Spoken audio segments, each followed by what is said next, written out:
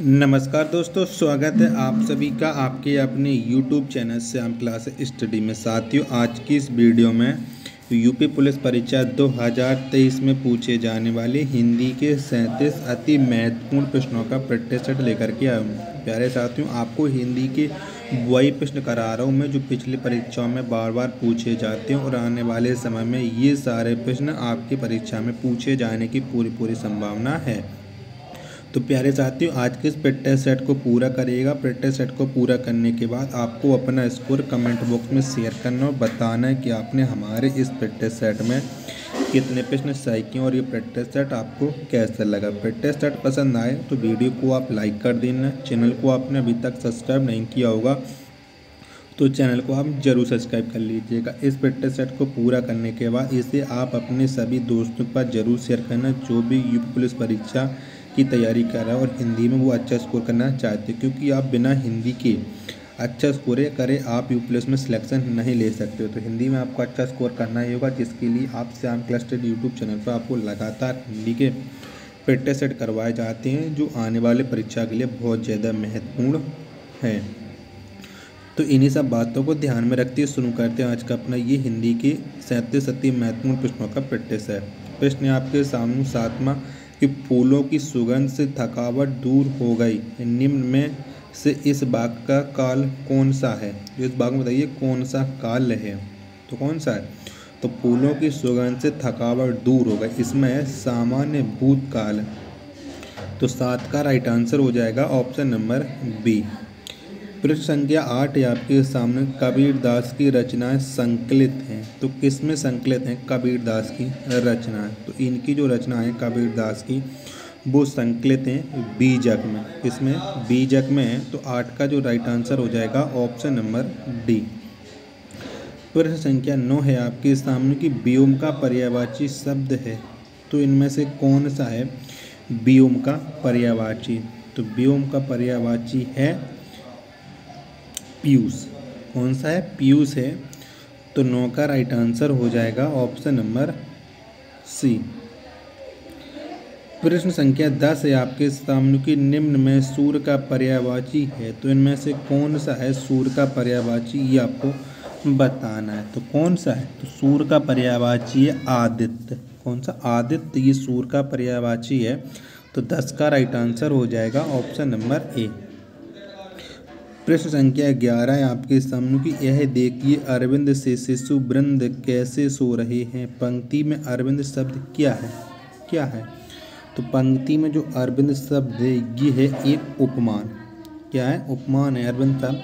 तो 11 का right answer हो जाएगा ऑप्शन नंबर बी।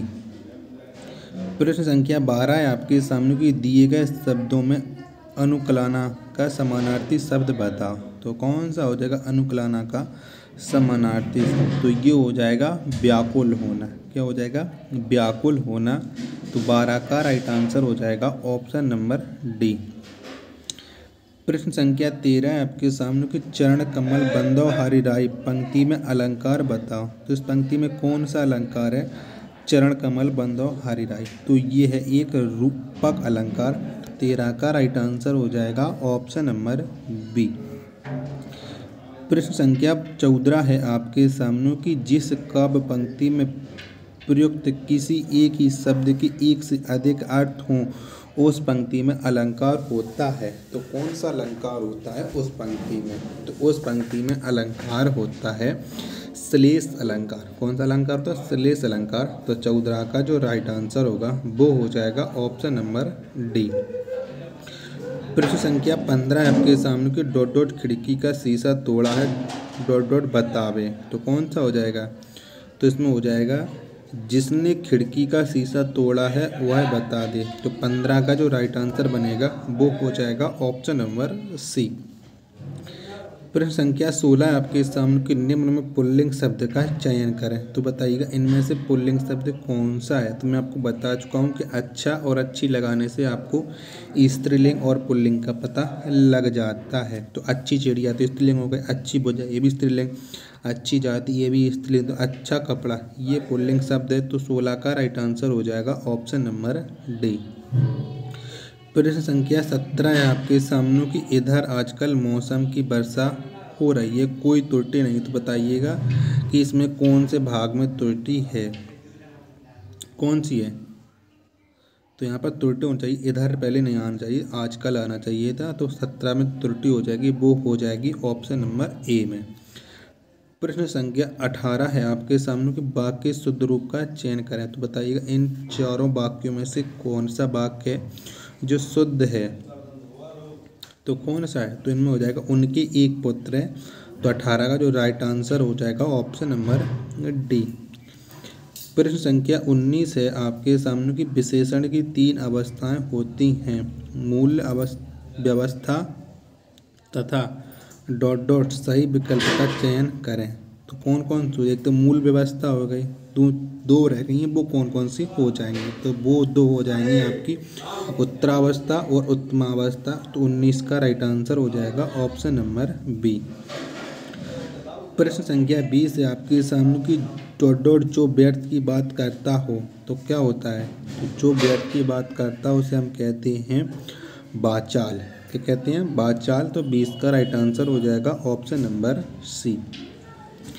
प्रश्न 21 है आपके सामने कि सत्य और अहिंसा का डॉट डॉट संबंध है। तो कैसा संबंध है सत्य और अहिंसा का। तो इसका संबंध है घनिष्ठ। तो 21 का जो राइट आंसर होगा वो हो जाएगा ऑप्शन नंबर सी। प्रश्न संख्या 22 है आपके सामने कि निम्न में सही जोड़ा है। तो इनमें से कौन सा सही जोड़ा। एक तरफ दिए गए हैं, मतलब रचना दी गई और रचनाकार का नाम भी दिया गया है साथ के साथ में। तो बताइएगा। तो सुमित्रा नंदन पंत, इन्होंने चिदम्बरा को लिखा है, तो ये सही हो जाएगा। बाकी के तीनों ये अशुद्ध हैं। तो 22 का राइट आंसर हो जाएगा ऑप्शन नंबर डी। प्रश्न संख्या 23 है आपके सामने निम्न में कौन टा वर्ग नहीं है। तो इनमें से कौन सा है जो टा वर्ग का नहीं है, कौन सा नहीं। तो ये घाघर, ये टा वर्ग का नहीं, ये का वर्ग का है। तो 23 का जो राइट आंसर हो जाएगा वो हो जाएगा ऑप्शन नंबर डी। प्रश्न संख्या 24 है आपके सामने कि हिंदी वर्णमाला में स्वरों की संख्या है। तो कितनी है हिंदी वर्णमाला में स्वरों की संख्या। तो स्वरों की संख्या है 11। कितनी है, 11 है। तो 24 का राइट आंसर हो जाएगा ऑप्शन नंबर सी। प्रश्न संख्या 25 से आपके सामने कि दिए गए शब्दों में शुद्ध वर्तनी का चयन करें। तो बताइएगा इनमें से कौन कौन सी वर्तनी शुद्ध हैं।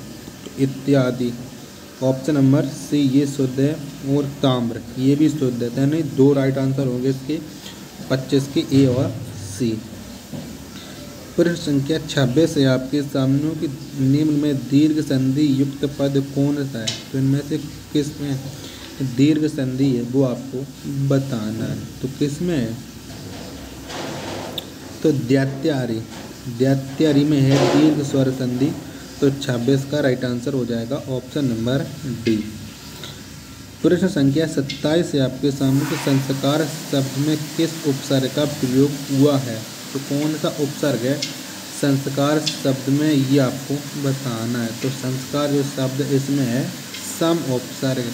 तो 27 का राइट आंसर हो जाएगा ऑप्शन नंबर ए। प्रश्न संख्या 28 है आपके सामने कि तन मन धन में कौन सा समास है। तो कौन सा है, तो तन मन धन, इसमें समास है द्वंद्व समास। तो 28 का राइट आंसर हो जाएगा ऑप्शन नंबर डी।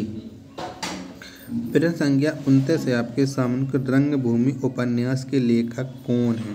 कौन है रंगभूमि उपन्यास के लेखक। तो इसके लेखक हैं प्रेमचंद्र। कौन है, प्रेमचंद है। तो 29 का जो राइट आंसर होगा वो हो जाएगा ऑप्शन नंबर बी।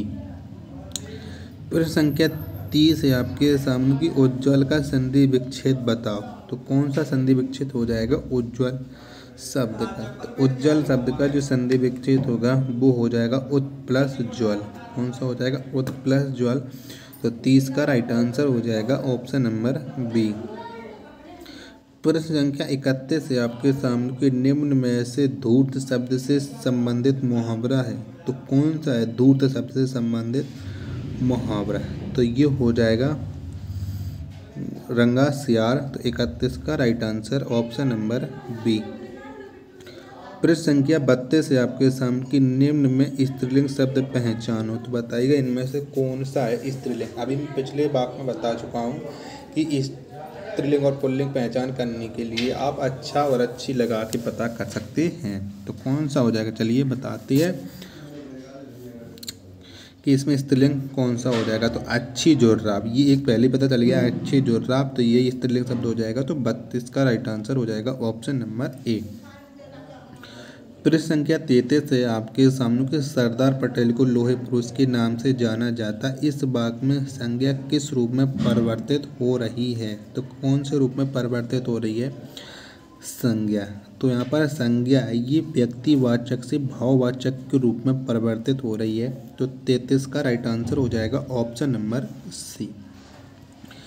प्रश्न संख्या 34 से आपके सामने कि आज हर कोई मानसिक रूप से बीमार दिखता है। इसके हर कोई किस प्रकार का शब्द, यानी हर कोई एक वचन है, बहुवचन है कि कैसा है। तो हर कोई ये सदैव एक वचन शब्द है। तो 34 का राइट आंसर हो जाएगा ऑप्शन नंबर डी। प्रश्न संख्या 35 से आपके सामने कि दिए गए विकल्पों में से पवित्रता का विशेषण कौन सा है। तो कौन सा है पवित्रता का विशेषण, तो ये हो जाएगा पवित्र। तो 35 का राइट आंसर हो जाएगा ऑप्शन नंबर सी। प्रश्न संख्या 36 से आपके सामने कि वेदों की संख्या कितनी है। तो कितनी है वेदों की संख्या, तो वेदों की जो संख्या है वो है 4। कितनी है, 4 है। तो 36 का जो राइट आंसर हो जाएगा ऑप्शन नंबर बी। प्रश्न संख्या 37 से आपके सामने की समास का शाब्दिक अर्थ है। तो क्या है समास का शाब्दिक अर्थ, तो ये है संक्षेप। क्या है, संक्षेप, ये समास का शाब्दिक अर्थ है। तो 37 का जो राइट आंसर होगा वो हो जाएगा ऑप्शन नंबर ए। प्रश्न संख्या 38 से आपके सामने के रस कितने प्रकार के होते हैं। तो कितने प्रकार के होते हैं रस, तो रस होते हैं 9 प्रकार के। तो 38 का राइट आंसर हो जाएगा ऑप्शन नंबर डी। प्रश्न संख्या 39 से आपके सामने के जस दूल्हा तस बनी बारात का अर्थ है। तो क्या अर्थ है, तो जस दूल्हा तस बनी बारात, इसका अर्थ है सभी साथी एक ही जैसे। तो 39 का राइट आंसर हो जाएगा ऑप्शन नंबर सी। प्रश्न संख्या 40 से आपके सामने की दिव्या और सौम्या में ... बड़ी है। तो यहाँ पर कौन सा रेगिस्तान सही बैठेगा। तो दिव्या और सौम्या में कौन बड़ी है। तो 40 का राइट आंसर हो जाएगा ऑप्शन नंबर सी। तो प्यारे साथियों, आज के प्रैक्टिस सेट में मात्र 40 तक ही प्रश्न थे। अगर आपको ये प्रैक्टिस सेट पसंद आया हो तो वीडियो को आप लाइक कर देना। चैनल को आपने अभी तक सब्सक्राइब नहीं किया होगा तो चैनल को आप जरूर सब्सक्राइब कर लीजिएगा। मिलते हैं अपन नेक्स्ट वीडियो में, तब तक के लिए धन्यवाद। जय हिंद।